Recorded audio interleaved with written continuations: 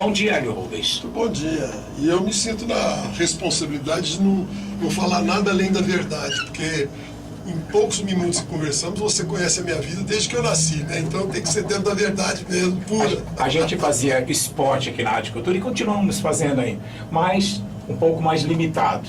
E eu sempre gostei de basquete também. Nos jogos regionais, nos jogos abertos, assistimos você em várias partidas. Você ficou mais de 40 anos defendendo a Franca de basquete, né?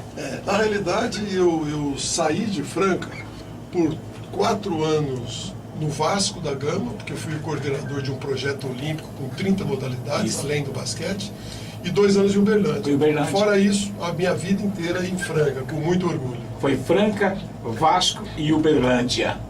O seu excelente trabalho, você como jogador, você fazia cestas armador, você era, né? Isso mesmo. E você conquistou medalha de ouro nos Jogos de 71 Pan-Americano. Em Cali, na Colômbia, 5 títulos de campeão sul-americano, vice-campeões do mundo em 1970 na Iugoslávia. Uma honra muito grande. Bom, a gente vê pela televisão, qual é a emoção de um atleta receber uma medalha de ouro? Eu acho que é aquela consciência assim, tranquila do dever cumprido, os bloqueios psicológicos, as dificuldades, a superação, o relacionamento de companheirismo, de seriedade, de respeito, aspectos que, independentemente do resultado, fazem a gente crescer como ser humano. É isso que fica. No cenário internacional, o basquete brasileiro perdeu espaço? Eu acho que perdeu, mas por conta de desorganização da Confederação Brasileira de Basquete, que agora, por sinal, mudou o presidente.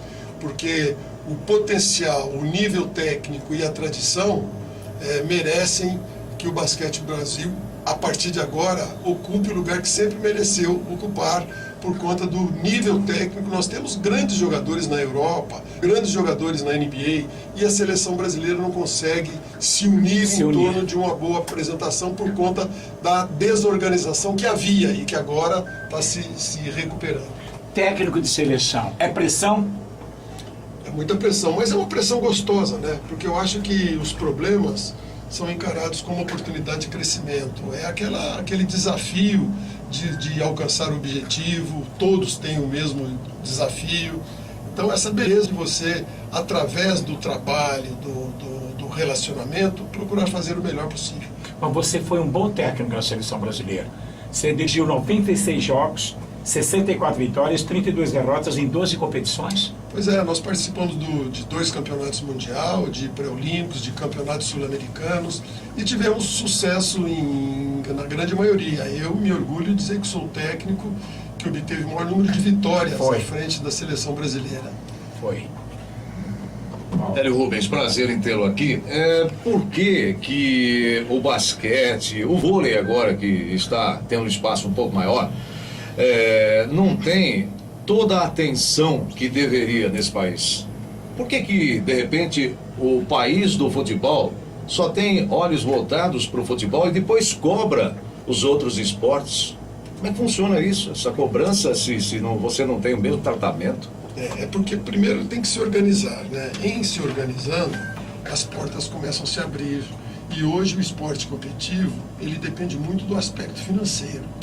Porque o atleta hoje, ele se dedica em período integral ao seu trabalho. E nada mais justo que ele tenha uma recompensa financeira por conta disso, né? E na organização é o caminho.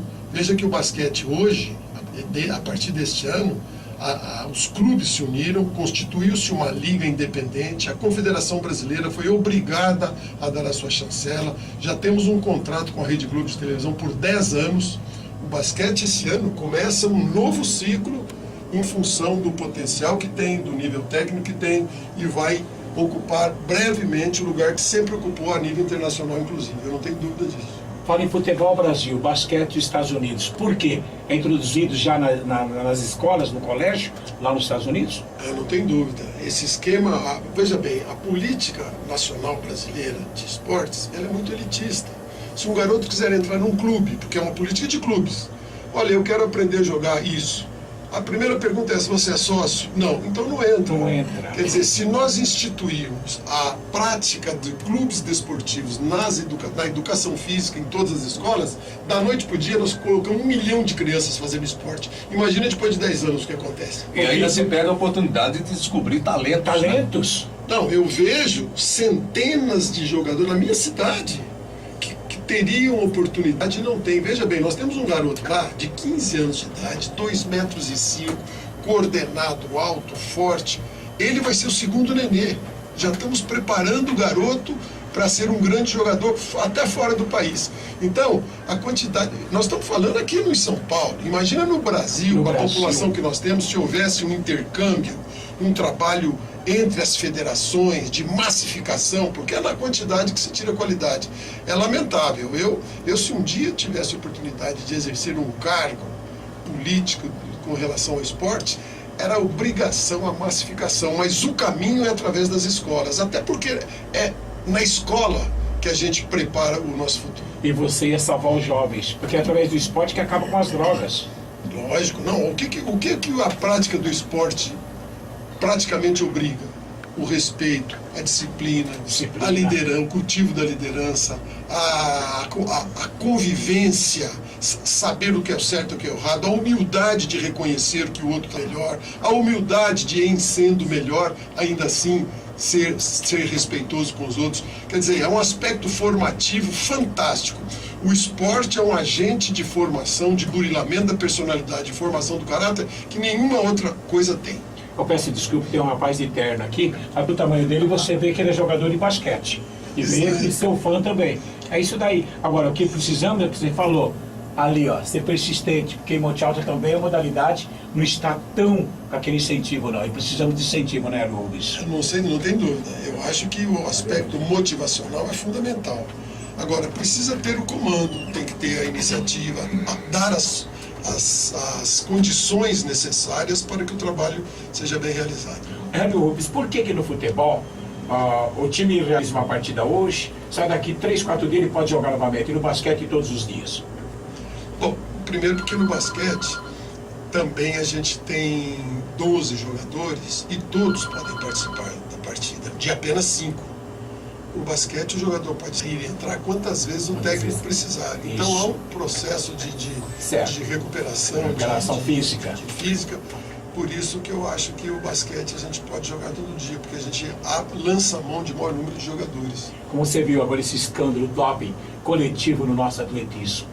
Pois é, que coisa lamentável. Lamentável, né? Quer dizer, e eu acho que não é o objetivo, é aquela coisa de querer melhor resultado, de querer ganhar. A gente tem que saber que o resultado é apenas uma consequência.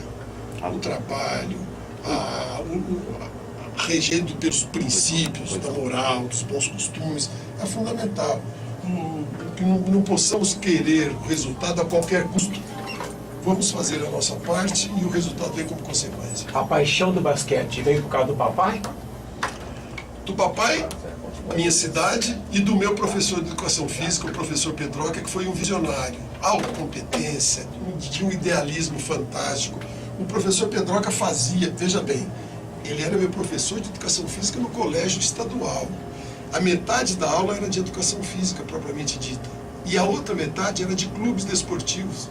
Ele terminava a primeira parte e falava: quem quer jogar futebol, vai para lá. Quem quer jogar basquete, vai para lá. Voleibol, vai para cá. E ele treinava todas as modalidades.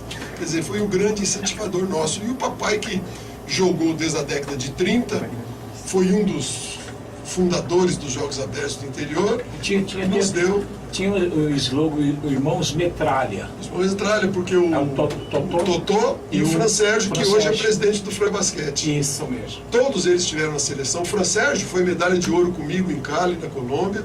Disputou as Olimpíadas de Munique juntamente comigo. É médico, cardiologista, famoso e ainda tem um tempo para ser presidente do Franca Basquete. São coisas que nos orgulham muito. E através do esporte dá condições para a gente conhecer novas culturas, né? Novos países. Através do esporte você conheceu o mundo. Não, você bem, eu venho de família humilde. Perdi minha mãe muito cedo, com 17 anos de idade. Meu pai era vendedor de calçados, viajante. E eu conheci o mundo inteiro através do basquetebol. Aprendi várias línguas através do basquetebol. E por isso mesmo que eu acho que tudo que eu faço hoje, eu fui uma pessoa abençoada pela orientação que eu tive. E eu não faço mais nada que a minha obrigação. As minhas palestras motivacionais, eu acho que é um dever, tem uma missão. E esse é um dos motivos pelos quais eu estou aqui também com muito orgulho, com muita honra nessa idade, que foi uma das inspirações minhas, porque quando eu comecei a jogar basquete, a expectativa dos Jogos Abertos do interior, e essa cidade foi uma das fundadoras e a primeira sede. Já estive lá no Obelisco, fiquei emocionado e com muita alegria estou aqui. Foi em 1936 fundados os Jogos Abertos, e naquela oportunidade só o bola cesto, que não era basquete ainda, era bola ao cesto. Meu pai conta que a primeira quadra em Franca foi construída quando todos eles se levantavam de madrugada, saíam roubando alguns tijolos para fazer a primeira quadra de basquete. Aí perguntaram para ele, mas seu Chico, então a primeira quadra foi feita com tijolo roubado? Eu falei, não foi roubado, foi emprestado, né? Porque era para a cidade. E as tabelas eram de vidro, né, Moreira? O Monte Alto foi a primeira tabela de vidro do Brasil, foi aqui em Monte Alto. Pena que nós não temos mais. E agora tem o aro local, flexível também. Agora uma curiosidade, teu pai era o Francisco Garcia do Nascimento. Por que Cachoeira? Chico Cachoeira, porque naquela época ele jogava futebol também. Quem dava muito balão, eles chamavam de Cachoeira. Então ficou o apelido de Chico Cachoeira. Certo. Nós estamos falando aqui com vice-campeão mundial de 1970, medalha de ouro nos Jogos Pan-Americanos da Colômbia em 71, vice-campeão no Mundial Interclubes e tetracampeão brasileiro, como técnico, campeão pan-americano em 99, 9 vezes campeão brasileiro, 90, 91, 93, 97, 2001 e 2004. Precisa falar mais, Hélio Rubens? Na realidade, eu estava dizendo outro dia, eu falei lá em Franca, que eu preciso atualizar meu currículo, porque ele está um pouco defasado. Não fala as conquistas do Vasco da Gama, as conquistas do Uberlândia, Franca só mesmo. fala de Franca, mas... De 17 edições do Campeonato Brasileiro, eu fui campeão em 10. Isso me orgulho profundamente, porque nem outro conseguiu isso. Mas também por causa da longevidade, né? Não é muito pela qualidade. Certo. Você nem falar que você nasceu no dia 2 de setembro de 1940, né? Isso Tudo mesmo. bem. Bem vivido, né? Mas isso com 45 anos, sabe? 40 tá certo. Pelo menos demonstra, né? Você tem orgulho do Elinho? Muito orgulho, porque ele, num período difícil, quando adolescente ainda, as pessoas sem nenhuma maldade perguntavam, será que você vai ser igual ao seu pai? Olha que pergunta tudo para uma criança responder. E ele superou isso, se transformou num grande jogador, a melhor fase da vida dele, já me deu 2 netinhas, está em forma ainda jogando lá, e eu fico muito feliz com ele e com as minhas outras 2 filhas. Então você vai fazer uma palestra na abertura da CIPAT. Que tema que você vai abordar nessa palestra, Hélio?